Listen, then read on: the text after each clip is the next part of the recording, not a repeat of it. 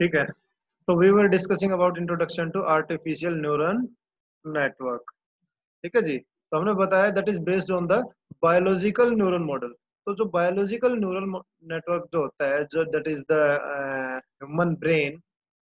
ठीक है, तो एक थोड़ा सा ओवरव्यू ले लेते हैं बायोलॉजिकल न्यूरल मॉडल का। ठीक है, और उसके बाद आर्टिफिशियल न्यूरल नेटवर्क मॉडल और उसके टाइप्स के बारे में पढ़ेंगे हम। ठीक है, let's proceed. These are the basic contents: introduction, उसके बाद biological neural model, artificial neuron model, artificial neural network और neural network architecture और इसके advantages।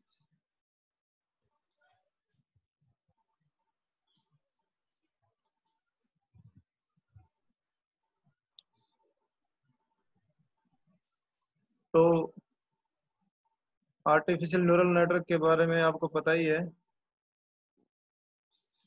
कि तीन सर लेक्चर वॉइस क्लियर नहीं आ रहा। 3 लेक्चर ले चुके हैं हम आर्टिफिशियल न्यूरल मॉडल के ऊपर। तो उसी के बारे में अब हम थोड़ा सा और डिटेल्स ले लेते हैं। ठीक है, तो neural is an adjective of neuron and network means an interconnection of different structures, different nodes, जिसको हम बोलते हैं ग्राफ। ठीक है जी, माय वॉइस इज ऑडिबल ना? Yes sir. ओके, तो आर्टिफिशियल न्यूरल नेटवर्क है, इसके और बहुत सारे नाम होते हैं। इसको हम न्यूरल नेट्स भी बोलते हैं, हम आर्टिफिशियल न्यूरल सिस्टम्स भी बोलते हैं, इनको हम पैरेलल डिस्ट्रीब्यूटेड प्रोसेसिंग सिस्टम्स भी बोलते हैं और इनको हम कनेक्शनिस्ट सिस्टम्स भी बोलते हैं। ठीक है जी, उसके बाद क्या है, फॉर ए कंप्यूटर सिस्टम जो which are intended to use the application of ANN, जिन सिस्टम्स के अंदर हमें आर्टिफिशियल न्यूरल नेटवर्क को यूज करना है, तो उनके लिए जरूरी है कि they must have a labelled directive graph structure. यानी कि उनकी जो स्ट्रक्चर हो, एक डायरेक्टेड ग्राफ जो होता है आपका, उस ग्राफ की तरह की स्ट्रक्चर होनी चाहिए, जिसके अंदर क्या होते हैं, कुछ नोड्स होते हैं। नोड्स वो होते हैं जो प्रोसेसिंग एलिमेंट होते हैं, वो क्या करते हैं, कोई ना कोई फंक्शन परफॉर्म करते हैं। ठीक है जी, तो डायरेक्टेड ग्राफ के अंदर आपको पता ही है, very well aware about the directed graphs की, उसके अंदर क्या होते हैं, नोड्स होते हैं जो वर्टिसेस होते हैं। ठीक है, जो प्रोसेसिंग करते हैं, और क्या होते हैं, कनेक्शंस होते हैं उन नोड्स के बीच में। ठीक है, जिनको हम एजेस या लिंक्स बोलते हैं। ठीक है, तो वो डायरेक्टेड ग्राफ होता है, उसको हम एक लेबल्ड ग्राफ बोलते हैं। वो कब बोलते हैं लेबल्ड ग्राफ, जब क्या होता है, अगर उसके जितने भी कनेक्शंस हैं सबका हमने एक लेबल क्या किया हुआ है, डिफाइन किया हुआ है।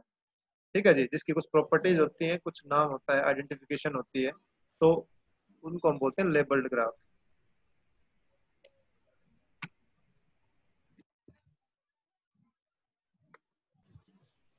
ठीक है जी, तो ये एक लेफ्ट साइड में जो डायग्राम दिया हुआ है, ये एक सिंपल एंड गेट ग्राफ दिया हुआ है। ठीक है, इसके अंदर क्या, एक एंड गेट है, दो इनपुट आ रही है x1 एंड x2, और उनको एक मल्टीप्लाई करके क्या कर दिया उसने, आउटपुट जनरेट कर दी x1 एंड x2 की। ठीक है जी, लेकिन ये क्या है, this is not a neural network. क्यों? क्योंकि इसके अंदर जो वैल्यूज दी हुई है हमने x1 और x2, उनकी वैल्यूज क्या दी है, हमने फिक्स वैल्यूज दी हुई है। x1 क्या वैल्यू ले सकता है, 0 और 1, और x2 क्या ले सकता है, 0 और 1। तो फिक्स्ड वैल्यूज हो गई, तो ये क्या हो गया, ये एक सिंपल ग्राफ हो गया जिसके अंदर कोई न्यूरल स्ट्रक्चर नहीं है। दूसरा फिर हम बात करते हैं राइट साइड में जो ग्राफ है उसकी। ठीक है, इस ग्राफ के अंदर क्या दिया, दो इनपुट दी हुई है x1 एंड x2, और उनकी जो एजेस हैं, जो लिंक्स हैं, जो दूसरे नोड को कनेक्ट करते हैं, उनके बीच में क्या दिए हैं हमने, वेट्स दिए हुए, वेट। ये W1 और ये W2, ये क्या है, जो एजेस है, उन एजेस का क्या है, वेट है। ठीक है जी, तो यहाँ पे हम क्या चीज, दो चीज प्रोवाइड कर रहे हैं, एक तो इनपुट x1 एंड x2 और उनके corresponding weights W1 and W2। ठीक है, तो जो नेटवर्क है, ये क्या करेगा, उस इनपुट और उस वेट को क्या करेगा, प्रोसेस करेगा। क्योंकि x1 के कोरस्पॉन्डिंग वेट है W1, तो उन दोनों को क्या करेगा, ये मल्टीप्लाई करेगा, और x2 और W2 क्या है, ये कोरस्पॉन्डिंग वेट एंड इनपुट्स हैं, तो इनको मल्टीप्लाई करिएगा। ठीक है, और आउटपुट जनरेट कर देगा क्या, इन दोनों को मल्टीप्लाई करके दोनों को ऐड कर देगा। That is the actual output defined by the neural network. तो जो न्यूरल नेटवर्क है वो बेसिक उसका जो फाउंडेशन जो था वो स्टेब्लिश किया था बर्नार्ड विड्रो ने, स्टैनफोर्ड यूनिवर्सिटी का था ये। 1950s के अंदर इसने क्या किया था, इसको इवोल्व किया था न्यूरल नेटवर्क।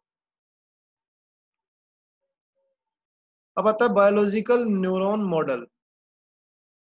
तो जो बायोलॉजिकल न्यूरॉन मॉडल होता है वो क्या होता है, that is comply that is made up of basically 4 parts. मैंने पहले भी एक ओवरव्यू दिया था। डेंड्राइट्स होते हैं which accepts the input, soma होता है which process the input, axon होता है which turns the processed input into output, यानी कि वो इनपुट को जो प्रोसेस हो गई उसको आगे फॉरवर्ड करता है आउटपुट के अंदर। और नेक्स्ट लास्ट वन क्या होता है, सिनेप्सिस। ये क्या होते हैं, ये एक एज ए आउटपुट नोड होते हैं। इनको हम बोलते हैं electrochemical contact between the neurons, क्योंकि देयर आर थाउजेंड्स और लैक्स ऑफ न्यूरॉन्स। तो एक न्यूरॉन के साथ दूसरा न्यूरॉन क्या होता है, कनेक्टेड होता है। और उनकी कनेक्टिविटी किसके थ्रू होते हैं, साइनेप्स के थ्रू। ठीक है, साइनेप्स आउटपुट जनरेट करता है इलेक्ट्रोकेमिकल सिग्नल्स के फॉर्म में, और वो रिसीव कौन करता है, वो दूसरे न्यूरॉन के डेंड्राइट्स के थ्रू वो क्या होता है, एज ए इनपुट फॉरवर्ड होता है। और इस तरह सिग्नल क्या करता रहता है, मूव करता रहता है। ठीक है जी, ये इसकी बेसिक स्ट्रक्चर बताई हुई है इसकी न्यूरॉन की। ये एक पूरा न्यूरॉन है जिसके लेफ्ट साइड में जो है ये इसकी सेल बॉडी है, जिसके अंदर ये जो ब्लैक ये सोमा है जो प्रोसेसिंग एलिमेंट है, जो प्रोसेस करता है। ये डेंड्राइट्स हैं, दीज आर द रिसीवर्स। इनके थ्रू क्या होते हैं, सिग्नल्स रिसीव होते हैं किसी अदर न्यूरॉन के साइनेप्स के थ्रू। और उन सिग्नल्स को ये रिसीव करके ये प्रोसेस करता है, सोमा के अंदर प्रोसेसिंग होती है। और वहां से ये एक्सोन क्या करता है, उस प्रोसेस्ड इनपुट को मूव करता है कहाँ पे, साइनेप्स के पास। ठीक है, ये साइनेप्स क्या करता है, उसको इलेक्ट्रोकेमिकल सिग्नल्स के अंदर कन्वर्ट करके नेक्स्ट न्यूरॉन के पास क्या कर देता है, भेज देता है। तो यहाँ पे जो इन्फॉर्मेशन का फ्लो सर कहाँ से है, डेंड्राइट से लेके साइनेप्स की तरफ मूव करते हैं इन्फॉर्मेशन। यस, ये सब तो बायोलॉजी के हैं सर, ये इसमें क्या काम है? अरे इसी के यही तो बेसिस है हिमांशु, यही तो हम बता रहे हैं भाई। स्टार्टिंग डे से हम क्या बोल रहे हैं, artificial neural network is based on the biological nervous system, biological neuron system, human brain. तो पहले उसकी तो बेसिक स्टडी करेंगे, तभी तो आर्टिफिशियल न्यूरल नेटवर्क के ऊपर जाएंगे। ठीक है, तो वो जो बेसिक जो न्यूरॉन होता है उसकी फंक्शनिंग हम पढ़ रहे हैं, उसके स्ट्रक्चर हम पढ़ने लग रहे हैं, और इसी के बेसिस के ऊपर हमारे क्या होते हैं, आर्टिफिशियल न्यूरॉन्स होते हैं। ठीक है जी। ठीक है सर। हाँ जी, तो यही ये इस सब के इसकी प्रोसेसिंग ही बताई हुई है सारी की सारी, जो मैंने अभी बता दिया आपको। ठीक है, इसके अंदर डेंड्राइट्स होते हैं, वो रिसीव करते हैं signals from other neurons. Soma जो सेल बॉडी होती है वो क्या करती है, वो कंबाइन करती है सारे इनपुट सिग्नल को। ठीक है, फिर एक्सोन होता है, वो क्या करता है, वो जो कंबाइंड जो इनपुट होती है वो क्या करता है, जब एक थ्रेशोल्ड वैल्यू के ऊपर जो वो इनपुट जो रीच करती है, तो वहां पे क्या होते हैं, न्यूरॉन्स फायर होते हैं। ठीक है, तो न्यूरॉन्स फायर करते हैं तो क्या होता है, द सिग्नल ट्रेवल करता है कहाँ से, आपके जो सेल बॉडी थी उस सेल बॉडी से एक्सोन के थ्रू क्या करता है, आपका ट्रेवल करना स्टार्ट कर देते हैं जो सिग्नल है वो। और कहाँ पे जाता है, साइनेप्स के पास। ठीक है, तो साइनेप्स कर क्या है, ये पॉइंट ऑफ इंटरेक्शन है किसका, दो न्यूरॉन्स के बीच में, जहां से जहाँ पे दो न्यूरॉन्स आपस में एक दूसरे से क्या होते हैं, कनेक्टेड होते हैं, एक के डेंड्राइट्स दूसरे का साइनेप्स। ये एक कनेक्टिंग पॉइंट होता है। ठीक है, तो जो भी जो अमाउंट ऑफ सिग्नल जो ट्रांसमिट होगा वो उस जो साइनेप्टिक जो वेट्स हैं, जो साइनेप्स और डेंड्राइट्स के बीच में जो कनेक्शन है उसकी जो स्ट्रेंथ होगी, उस स्ट्रेंथ के ऊपर क्या करेगा, डिपेंड करेगा। जितनी ज्यादा स्ट्रेंथ होगी कनेक्शंस की, उतने ही ज्यादा सिग्नल क्या होगा, वो ट्रांसमिट कर सकता है ज्यादा। ठीक है जी। तो जो कनेक्शंस हैं वो क्या हो सकते हैं, वो इनहिबिटरी भी हो सकते हैं, यानी कि डिक्रीजिंग स्ट्रेंथ में भी हो सकते हैं, और क्या हो सकते हैं, एक्साइटेटरी, इंक्रीजिंग स्ट्रेंथ में, बाय नेचर। ठीक है, तो इन जनरल अगर हम बात करें तो क्या है, जो न्यूरल नेटवर्क है वो एक हाईली इंटरकनेक्टेड नेटवर्क है। किसका, बहुत सारे न्यूरॉन्स का, बिलियंस और ट्रिलियंस ऑफ न्यूरॉन्स क्या होते हैं, आपस में कनेक्टेड होते हैं। तो बिलियंस ऑफ न्यूरॉन्स होते हैं, उनके बीच में बिलियंस और ट्रिलियंस ऑफ क्या होते हैं, कनेक्शंस होते हैं, क्योंकि सारे क्या होते हैं, एक दूसरे से कनेक्टेड होते हैं। और फिर कनेक्टिव क्या होती है, प्रोसेसिंग होती है, जो भी इनपुट हम उसको प्रोवाइड करते हैं और आउटपुट जनरेट होता है। तो let's discuss about how is brain different from computers. तो ब्रेन किस तरह से डिफरेंट है भाई कंप्यूटर से? भाई ये बायोलॉजिकल न्यूरॉन और नर्व सेल से बना होता है ब्रेन। कंप्यूटर किससे बना होता है हमारा? सिलिकॉन ट्रांजिस्टर से, यानी जो सिलिकॉन चिप्स होते हैं हमारी, उनके थ्रू बिल्टअप होता है। जो ब्रेन के अंदर क्या होता है, 200 बिलियन न्यूरॉन्स होते हैं एंड 32 ट्रिलियन इंटरकनेक्शन होते हैं उन न्यूरॉन्स के बीच में। ठीक है, कंप्यूटर की बात करें तो यहाँ पे 1 बिलियन बाइट्स की रैम होती है जहाँ पे प्रोसेसिंग होती है and trillions of bytes on disk. और यहाँ पे जो डेटा जो स्टोर होता है वो कहाँ पे होता है? आपकी सेकेंडरी स्टोरेज हार्ड डिस्क के अंदर क्या होता है? डेटा स्टोर होता है। ठीक है, फिर जो ब्रेन के अंदर जो न्यूरॉन का साइज होता है 10 to 6 mm होता है ये। ठीक है, और जो सिंगल ट्रांजिस्टर साइज होता है वो क्या होता है? 10 to 9 mm। ठीक है, दूसरा एनर्जी कंजम्पशन की बात करें तो यहाँ पे 6 to 10 जूल्स का कंजप्शन होता है पर सेकेंड। ठीक है, और इसके अंदर कितना होता है? 10 to 16 जूल्स पर ऑपरेशन पर सेकेंड, यानी कि एनर्जी ज्यादा कंज्यूम करते हैं कंप्यूटर्स के अंदर। दूसरा क्या है? Learning capability. ब्रेन के अंदर क्या होती है? लर्निंग कैपेबिलिटी होती है, कोई भी प्रोग्रामिंग कैपेबिलिटी नहीं होती कि उसके अंदर हमने कोई प्रोग्राम बनाया और ब्रेन के अंदर डाल दिया और वो ब्रेन उसको अंडरस्टैंड कर लेगा। यहाँ पे क्या करना पड़ेगा? हमको लर्न करना पड़ेगा। ब्रेन को अंडरस्टैंड करवाने के लिए, उसके अंदर इंफॉर्मेशन फीड करने के लिए इट हैज टू लर्न। लेकिन कंप्यूटर्स के अंदर हम क्या करते हैं? कंप्यूटर्स के अंदर प्रोग्रामिंग कैपेबिलिटीज होती है, उनके अंदर हम प्रोग्राम बना के उसके अंदर डाल दिया, वो कंप्यूटर उस काम को क्या करेगा? करता रहेगा कंटिन्यूस। उसके बाद हम कंपेयर कर रहे हैं artificial neural network with biological neural network. तो भाई क्योंकि एएनएन जो है वो बेस्ड किसके ऊपर है? बायोलॉजिकल न्यूरल नेटवर्क के ऊपर। लेकिन क्योंकि ये क्या है? एक मशीन है, तो इसके अंदर कुछ सिमिलरिटीज भी होती है और कुछ डिससिमिलरिटीज भी होती है। ठीक है, तो पहले तो सिमिलरिटीज की बात करते हैं कि जो बायोलॉजिकल न्यूरल नेटवर्क के अंदर क्या होता है? सोमा होता है जो प्रोसेसिंग एलिमेंट होता है। आर्टिफिशियल न्यूरल नेटवर्क के अंदर वो क्या होता है? नोड होता है। ठीक है जी, उसको हम बोलते हैं नोड। दूसरा, बायोलॉजिकल न्यूरल नेटवर्क के अंदर डेंड्राइट्स होते हैं जहाँ से इनपुट आती है सिस्टम के अंदर, न्यूरॉन के अंदर। और आर्टिफिशियल न्यूरल नेटवर्क के अंदर क्या होता है? हमें डायरेक्ट इनपुट डेटा प्रोवाइड करना होता है। ठीक है, यानी कि इनपुट नोड्स हम स्पेसिफाई करेंगे और इनपुट नोड्स के थ्रू क्या होगी? इनपुट जाएगी एएनएन के अंदर। दूसरा साइनेप्स होता है जो क्या करता है?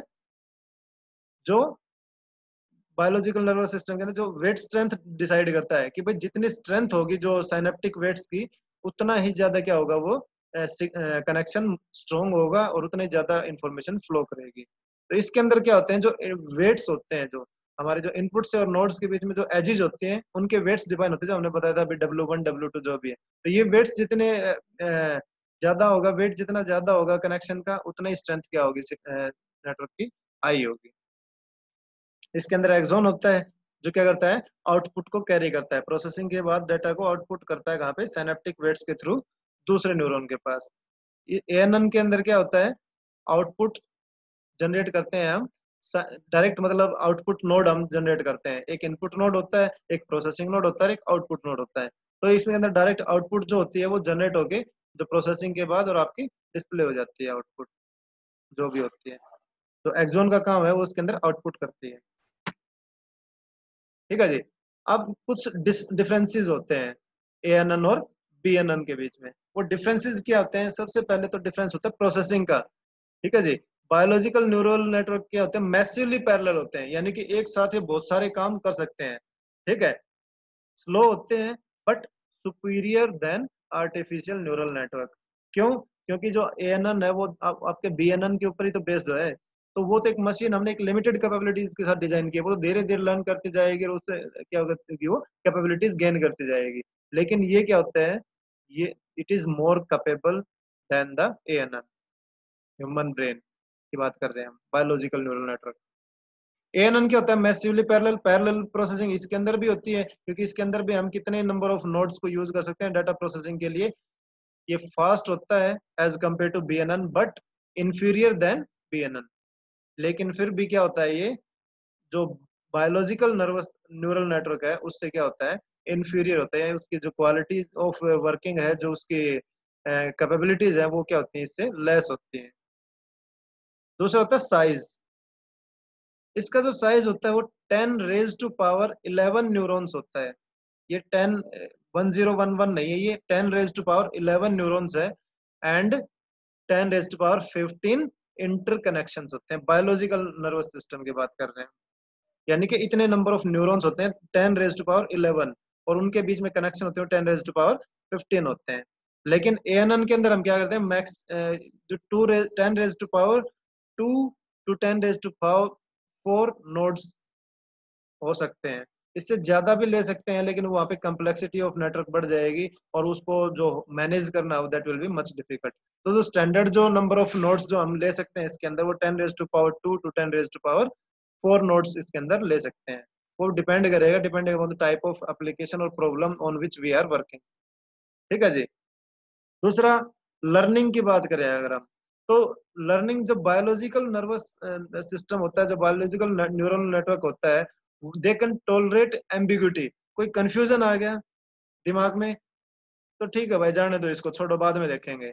लेकिन सिस्टम के अंदर अगर कोई कंफ्यूजन क्रिएट हो गया तो क्या करेगा, वहीं पे पहली बात तो आएगा ही नहीं, और आ गया तो फिर वहीं पे क्या करेगा, वो उसको टॉलरेट नहीं कर पाएगा। यानी कि बायोलॉजिकल न्यूरल नेटवर्क के अंदर एम्बिग्यूटी के चांसेस होते हैं, कंफ्यूजन के चांसेस होते हैं। लेकिन जो आर्टिफिशियल न्यूरल नेटवर्क होता है वो क्या होता है, क्योंकि वो स्पेसिफिकली डिजाइंड होता है, तो वो हाईली प्रिसाइज होता है, स्ट्रक्चर्ड होता है, and formatted data is required. ठीक है, इसके अंदर डाटा यूज करते हैं, पर्टिकुलरली फॉर्मेटेड होता है according to the problem on which we are working. ठीक है, तो जो चीज प्रिसाइज होगी, स्ट्रक्चर्ड होगी, डाटा उसके अंदर यूज होगा, फॉर्मेटेड डाटा होगा, तो क्या होगा, एम्बिग्यूटी वो ऑटोमेटिकली टॉलरेट हो जाती है, उसके अंदर एम्बिग्यूटी के आने के चांसेस ही नहीं होते। दूसरा क्या है, फॉल्ट टॉलरेंस। इसके अंदर क्या होता है, परफॉर्मेंस क्या होती है, डिग्रेड होती है विद इवन पार्शियल डैमेज। अगर कोई हल्का फुल्का भी डैमेज अगर ब्रेन के अंदर होता है तो वहाँ पे परफॉर्मेंस क्या होती है, डिग्रेड हो जाती है। ठीक है, अगर कोई लर्निंग के अंदर कोई लिमिटेशन रह जाती है, कोई एरर रह जाता है, तो वहाँ पे परफॉर्मेंस डिग्रेड हो जाती है आपके बायोलॉजिकल न्यूरल नेटवर्क की। लेकिन ये क्या है, it is capable of robust performance. तो इसका जो पोटेंशियल है वो हाई फॉल्ट टॉलरेंट होता है। यानी कि ये क्या होता है, हाईली इसकी जो परफॉर्मेंस होता है हाई होती है, और जो रोबस्ट इन नेचर होता है, यानी कि any kind of situation arises तो ये उसको क्या कर सकता है, कोप अप कर सकता है, होल्ड कर सकता है। ठीक है, और अपनी फंक्शनिंग है उसको कंटिन्यू रखेगा। फिर आ जाती है स्टोरेज कैपेसिटी की बात।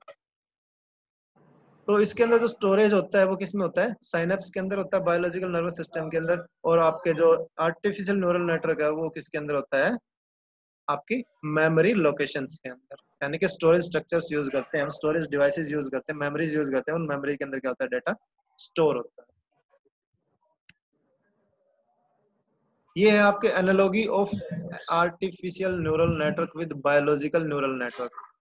ठीक है, ये क्या एक आर्टिफिशियल न्यूरल नेटवर्क मॉडल है, जिसके अंदर क्या होते हैं, जो इनपुट रेट्स होते हैं वो क्या होते हैं, आपके यहाँ पे डेंड्राइट्स का काम करते हैं। ठीक है, ये इनपुट्स आ रही हैं लेफ्ट साइड से। ठीक है, ये इनपुट 1 2 और 3। ठीक है, ये एज ए डेंड्राइट्स काम करते हैं। ये जो आपका जो प्रोसेसिंग एलिमेंट है, न्यूरॉन है, ये एज ए सेल बॉडी होता है जो आपके बायोलॉजिकल न्यूरॉन में होता है। इसके अंदर एक समेशन होता है फंक्शन, और एक थ्रेशोल्ड फंक्शन होता है। समेशन क्या करता है, सारी इनपुट्स और आपके वेट्स हैं उनको मल्टीप्लाई करके कंबाइन कर देता है। ठीक है जी। और जो थ्रेशोल्ड है वो क्या करता है, वो depending upon the problem on which we are working, तो वो क्या करता है, एक थ्रेशोल्ड वैल्यू, एक मैक्सिमम लिमिट डिफाइन कर देता है कि भाई इस लिमिट से ऊपर अगर डाटा गया तो क्या होगा, वो आउटपुट आएगी, और इस लिमिट तक डाटा नहीं गया तो वो आउटपुट नहीं आएगी। ठीक है, और जो आउटपुट आती है वो क्या करती है, वो एज ए एक्सोन काम करती है। ठीक है, जो एक्सोन क्या करता है, एज ए आउटपुट काम। ये क्या है, एनालॉगी आपकी एएनएन के बीएनएन के साथ। भाई म्यूट योर सेल्फ, कौन है ये।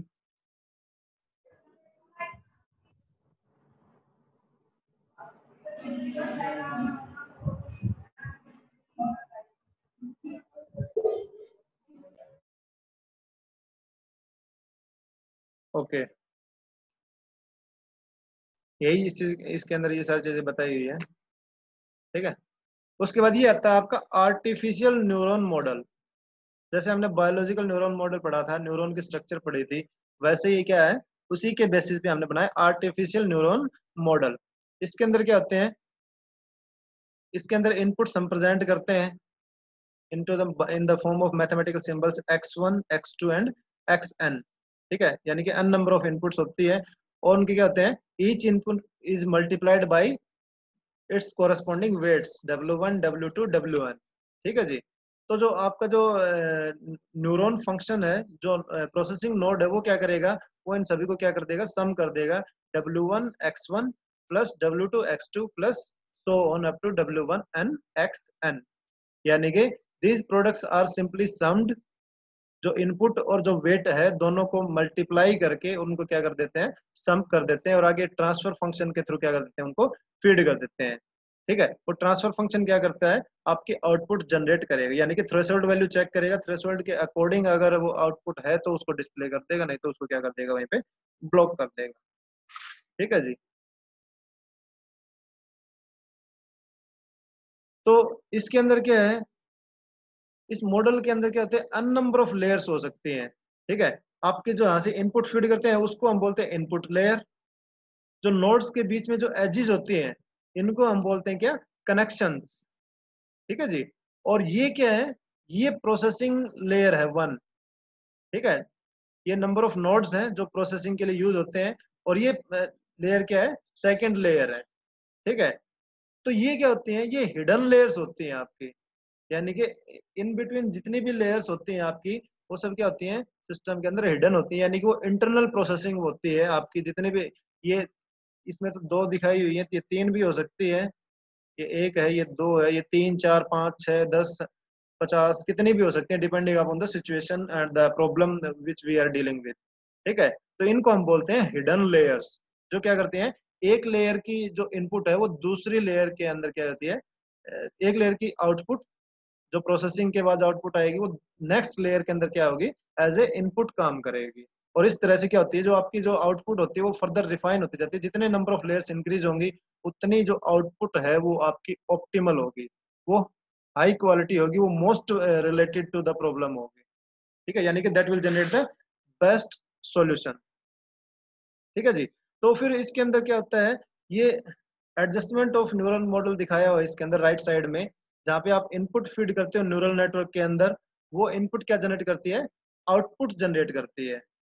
ठीक है जी। अब ये आउटपुट क्या करेगी, ये आपके जो थ्रेशोल्ड जो फंक्शन जो बताया था हमने, जहाँ पे थ्रेशोल्ड वैल्यू डिफाइंड होती है, वहां पे वो क्या करेगा, इसको कंपेयर करेगा। ठीक है जी। और कंपेयर करके क्या करेगा आपका, यहाँ कंपेयर किससे करेगा, आपके डिजायर्ड आउटपुट से। तो एक आपके पास डिजायर्ड आउटपुट है, एक आपके पास एक्चुअल आउटपुट है। ठीक है, अब दोनों को यहाँ पे क्या करेगा, एक कंपेयर करेगा, अगर दोनों सिमिलर हैं तो ये आउटपुट जनरेट कर देगा, और अगर डिसिमिलर है, यानी कि actual output is different from the desired output, तो ये क्या करेगा, ये आपके आउटपुट को यहाँ से वापस नेटवर्क के अंदर क्या कर देगा, फीडबैक कर देगा। ठीक है जी। और वो क्या करेंगे, वो दोबारा से उसको प्रोसेस करके फिर से रिजल्ट कैलकुलेट करेगा, और वो फिर से कंपेयर करेगा, अगर रिजल्ट्स डिजायर्ड आउटपुट के बराबर आ गए तो आउटपुट जनरेट कर देगा, नहीं तो वो फीडबैक चलती रहेगी जब तक कि आपकी actual output is not equal to desired output. जब दोनों इक्वल हो जाएंगी तो वहां पे आपका नेटवर्क का काम क्या हो जाएगा, कंप्लीट हो जाएगा भाई। ठीक है जी।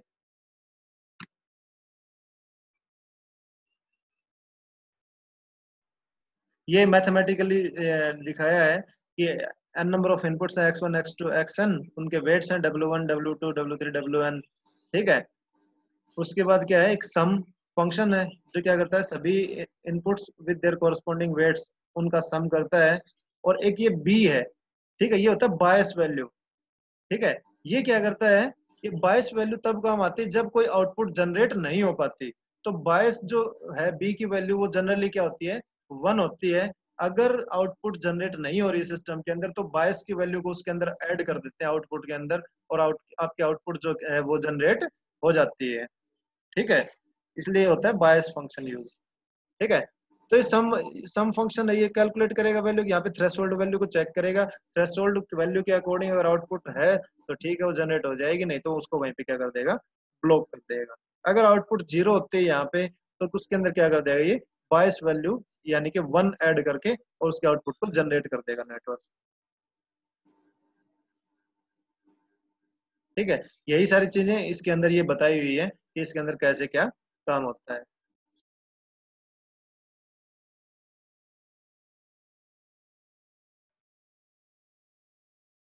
ये इसका एक टिपिकल आर्किटेक्चर दिखाया हुआ है, जो हमने पढ़ा है अभी वही है ये ज्यादा नंबर ऑफ नोड्स लेके इसको डिस्प्ले किया हुआ है। ठीक है, और कुछ नहीं है इसके अंदर।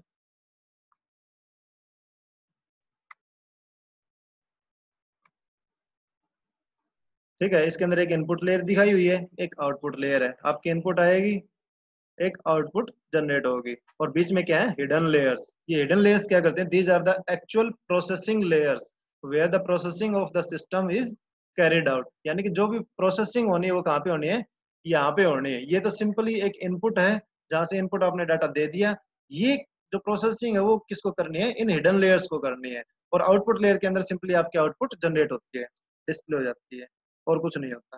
प्रोसेसिंग जो होगी वो हिडन लेयर्स के अंदर होती है, चाहे वो लेयर 1 है, 2 है, 3 है, या अन नंबर ऑफ लेयर्स है, उससे कोई फर्क नहीं पड़ता। जितने नंबर ऑफ लेयर्स उतने ज्यादा सिस्टम कम्प्लेक्स और उतने ही ज्यादा एक्यूरेसी ऑफ द रिजल्ट्स।